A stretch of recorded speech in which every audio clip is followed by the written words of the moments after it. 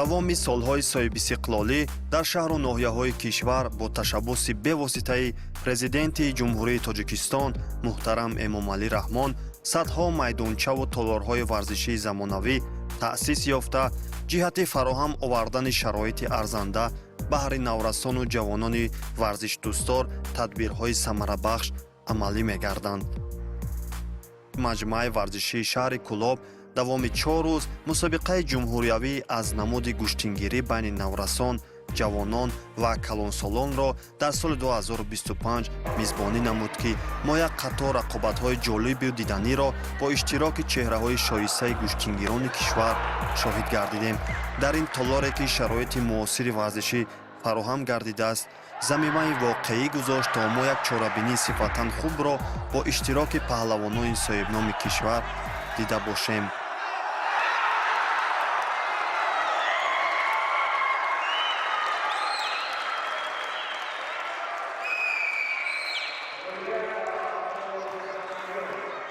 خیلی که شما شاهد هستین امروز طبق نقشه تقویم چهاربینی‌های تربیت جسمانی و ورزش برای سال 2025 مسابقه جمهوریوی عاید به گوشتنگیری بخشیده به جشن استقلالیت دولت جمهوری تاجیکستان بخشیده به روز کنستیتوسیای جمهوری تاجیکستان برگزار گردیده است که در این مسابقه زیاده از 85 نفر ورزشکاران از منطقه‌های جمهوری اشتراک نموده هستند.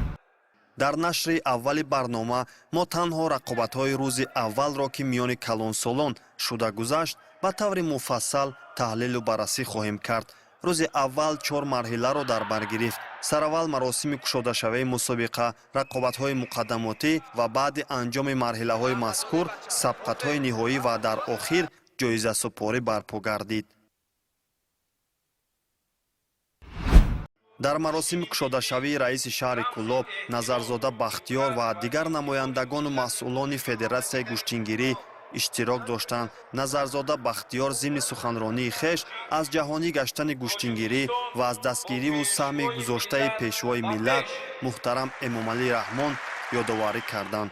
ҳамчунин дар охир ба як қатор мураббиёни собиқадор тӯҳфаҳои арзишманд тақдим карда шуд.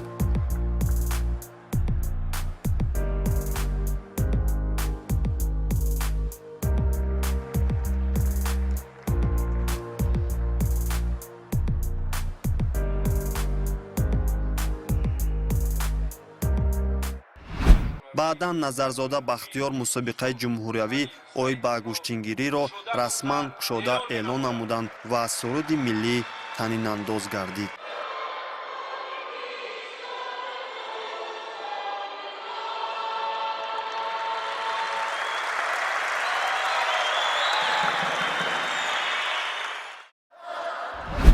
ҳадафи асосии ин мусобиқа барои дарёфт ва интихоб кардани беҳтаринҳо аз намуди гӯштингирӣ мебошад.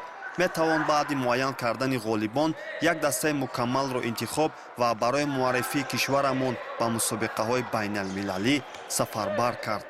муҳимтарин чорабинии байналмилалӣ дар пеш истода ин чемпионати Осиё хоҳад буд, ки моро дар пеш интизор аст.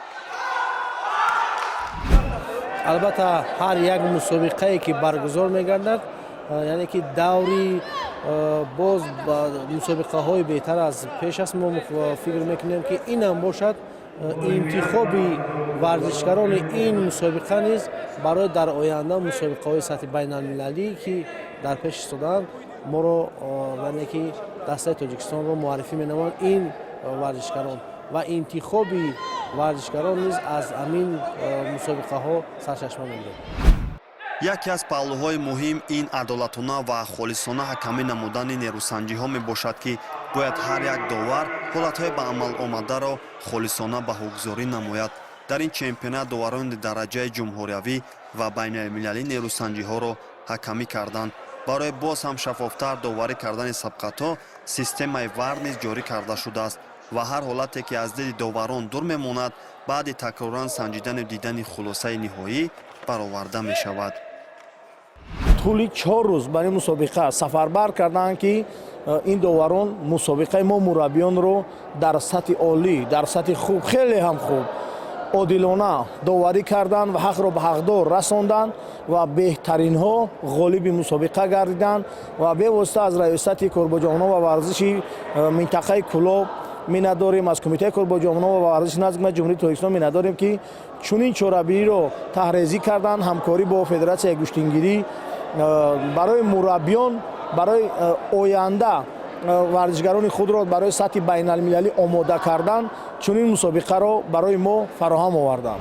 самти доварӣ ҳозир ба дараҷаи олӣ гузошта шудааст. Дар ӯ солҳои хеле набуд бачаҷон. Ростша мегӯям. Мо ҳозир қариб 71 даем, лекин то ҳозирам ҳамин умр мо ба ҳамин гузашта. Мо тарафдорем ки доимо ҳамин мусобиқа шаваду фарзандони мо, набирагони мо дар ҷо. Набираи мо Шеравлиё Исҳоқов мана ҳозир баромад кард, ман полуфинал баромадааст, хай давоми гӯштина бод нигоҳ мекунам, тамоша мекунам. мухлисони зиёд аз гӯшаву канори кишвар баҳри ҳаводорӣ ва аз наздик тамошо кардани рақобатҳо ба ин толор омаданд ва он варзишгароне ки дар як толор бо паҳлавонон тамрин мекунанд барои мухлисӣ ва дастгирии варзишгарон ҳузур пайдо намуданд. хеле ки ба мо шумо маълум аст дар шаҳри Кӯлоб имрӯз мусобиқаи ҷумҳуриявӣ байни калонсолон гузашта истодааст ки дар ин ҷо ҳама беҳтарин варзишгарони шаҳру ноҳияҳои ҷумҳурӣ қуввозмоӣ карда истоданд. аз дар вазни 60, 65, 71 хулоса дар ҳама вазнҳо беҳтарин варзишгарон дар вазни 78 килограмм Разиялло Лоиқов Супидин Халилзода ки қуввозмоӣ карда истоданд ва ман имрӯз ба ҳайси мухлис дар ин ҷо нишастам ва як шогирдонам низ гӯштин гирифта истоданд ва ба беҳтарин варзишгарон бурдборӣ хоҳонем бигзор, на фақат дар мусобиқаҳои ҷумҳуриявӣ балки дар мусобиқаҳои байналмилалӣ низ парчами давлати азизамонро баланд бардорем. нерӯсанҷиҳо аз рӯи 10 вазн, 7 вазн миёни мардон ва 3 вазн миёни бонувон сурат гирифт. аз ҳама зиёд шумораи гӯштингирон дар вазнҳои 60 ва 71 килограмм буд ки мо рақобатҳои бисёр шадидро шоҳид гаштем. аз сабаби зиёд будани нерӯсанҷиҳо мо бештар кӯшиш кардем он паҳлавононе ки тавонистанд то даври ниҳоӣ роҳ пайдо кунанд бештар дар бораи онҳо бигӯем. мусаллам аст ки гӯштингирон барои роҳхат гирифтан ба даври ниҳоӣ талоши зиёд ба харҷ доданд ва мо низ шоҳиди он будем ки паҳлавонон то ба охир муборизаро идома мебахшиданд. дастаҳои мукаммал низ аз ҳама минтақаву вилоятҳои кишвар ба ин чорабинии муҳим ҷалб ва сафарбар гардиданд. аз миёни ин паҳлавонон беҳтаринҳо муайян шуда ба сабқатҳои сатҳи байналмилалӣ сафарбар мегарданд.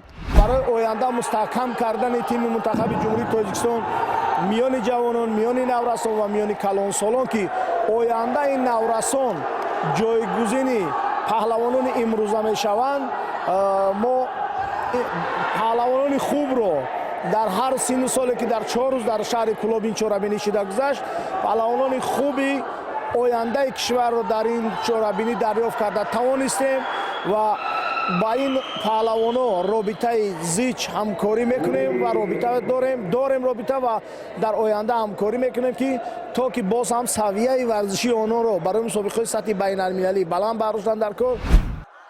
همین طور ما در ادامه رقابت‌های نهایی را تماشا کردیم که منظور شما می‌نماییم. مسلم است که هر ورزشکاری که تا به این مرحله می‌آید به طور تصادفی راه پیدا نکرده است. همه آن تلاش و زحمت‌ها و تجربه انداخته شبانه روزی در یکجایی آنها را تا به این زینه‌ها راهشان را هموار نموده است.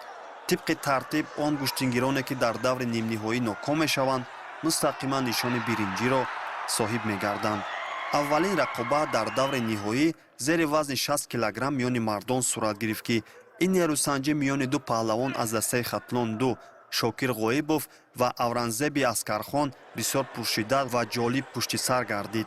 ҳарчанд мо дар ин нерӯсанҷӣ имтиёзи ҳалолро надидем, аммо Шокир Ғоибов бо як имтиёзи бадан дар ин сабқат дастболо гардиду зинаи аввалро ба даст овард.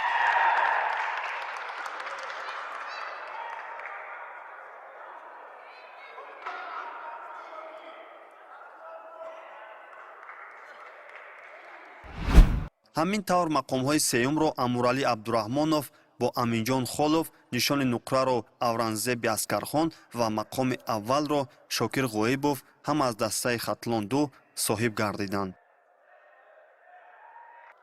рақобати ҷолиби дигар дар вазни 65 килограмм бо иштироки Мустафои Абдулфайз аз дастаи Хатлон 2 ва Маҳмадрасул Раҷабов намояндаи Хатлон 1 сурат гирифт.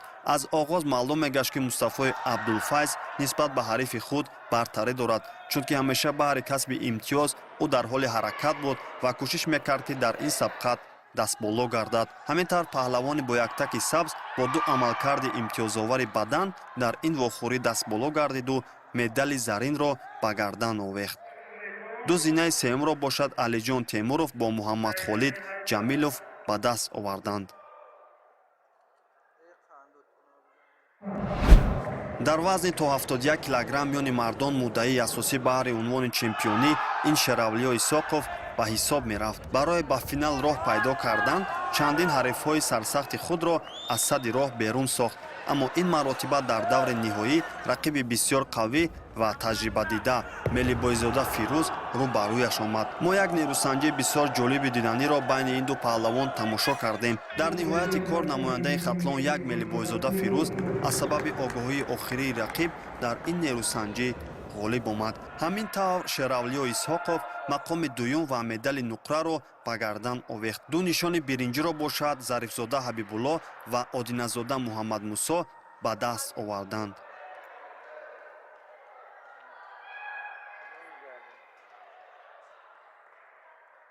мусобиқаи ҷумҳуриявӣ ки дар шаҳри Кӯлоб баргузор гардид, бо мураббиёнам Фаррух Собиров ва Наврӯзи Каримзод хеле хуб омодагӣ дида будем. имрӯз дар ин мусобиқа ман ширкат кардам ва бо шикаст додани се ҳарифи худ ба финали ин мусобиқа баромадам, аммо дар финал аз ҳарифи худ Мелибойзода Фирӯз шикаст хӯрдам. ягон варзишгар бехатоӣ намешавад. аз ин мусобиқа барои мо дарс мешавад. ин иштибоҳе ки дар ин мусобиқа кардем барои мо дарс мешавад. иштибоҳҳоро ислоҳ мекунему дар мусобиқаҳои оянда барои ғалаба мубориза мебарем. санаи 21-22 ноябр ки дар шаҳри Душанбе мусобиқаи ҷоми Осиё оид ба ҷудо баргузор мегардад, ҳамаи тайёриҳои мо ба ҳамон мусобиқа мешавад. умед парчами Тоҷикистонро баланд бардоштан аст. нерӯсанҷӣ миёни намояндаҳои Душанбе 1 Разиялло Лоиқов ва Холизода Субҳиддин аз дастаи Душанбе 2 дар вазни зери 78 килограмме боис сурат мегирифт, аммо бо сабаби ба майдон баромадани Разиялло Лоиқов ғолибият насиби Халилзода Субҳиддин шуд. дар ин вазн бошад мақоми сеюмро Туйчи Ахмедов ва Мизробзода Анушервон ба даст оварданд. дар даври ниҳоии вазни 86 килограмм миёни мардон Умедҷон Гадоев аз дастаи Хатлон 2 бо Саидҷони Ҳайдар намояндаи Душанбе 1 ба ҳам омаданд. ҳарчанд Умедҷон Гадоев аз рӯи қадду қомат нисбат ба ҳарифони доштаи худ бартарӣ надошт, аммо новобаста аз ин ҳам тавонист ки ӯ то ба финал роҳ ёбаду дар даври ниҳоӣ низ бо як имтиёзи бадан ва паҳлӯ ғолибиятро ба даст биёрад. медалҳои биринҷии ин вазнро бошад Зафар Холмуродов аз дастаи Душанбе 1 ва Искандар Мирзошарифов аз дастаи Рашт ба гардан овехтанд.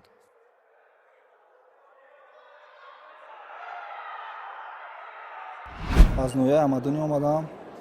бо се ҳарфи худ озмоӣ кардам. сазовари ҷои аввал шудам.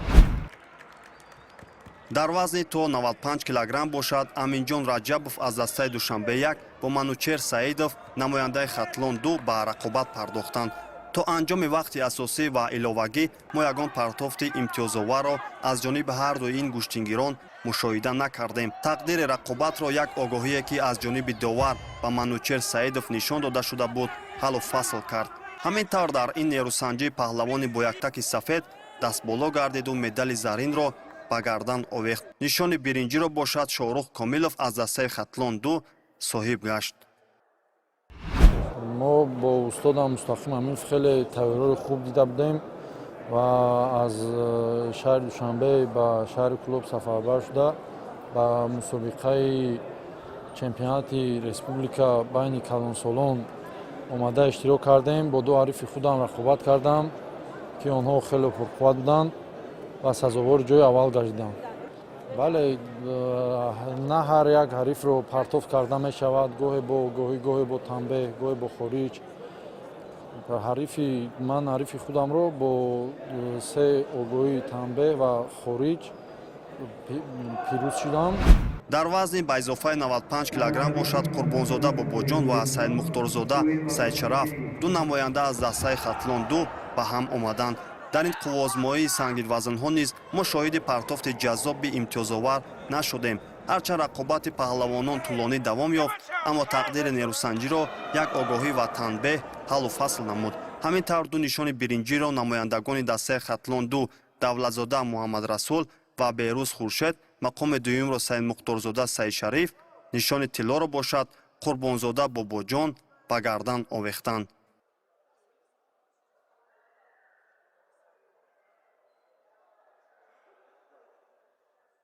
тайёрии мо дар сатҳи олӣ қарор дошт ки мураббии ман Назириев Зариф мебошад. дар якҷоягӣ тамринҳои хуб гузарондем ва тавонистем имрӯз сазовори ҷои аввал гардем. ман имрӯз бо се рақибам қуввозмоӣ кардам ва на он қадар қуввозмоӣ мушкил гузашт. аз худ боварӣ доштам ва ғолиб баромадам. аз рақобатҳои ҷолибтарин миёни бонувон ин сабқати вазни 57 килограмм миёни Бегназарова Рӯзафзун ва Фотима Исанбаева сурат гирифт. албатта аз оғоз фаъолӣ ва беҳтар гӯштин гирифтани Фотима ба мушоҳида мерасид. ин буд ки дар идома паҳлавони бо яктаки сафед аз як ҳалоки даруна ҳарифи худро партофт кард ва бо имтиёзи комили ҳалол дучори нокомӣ сохту мақоми аввалро соҳиб гашт.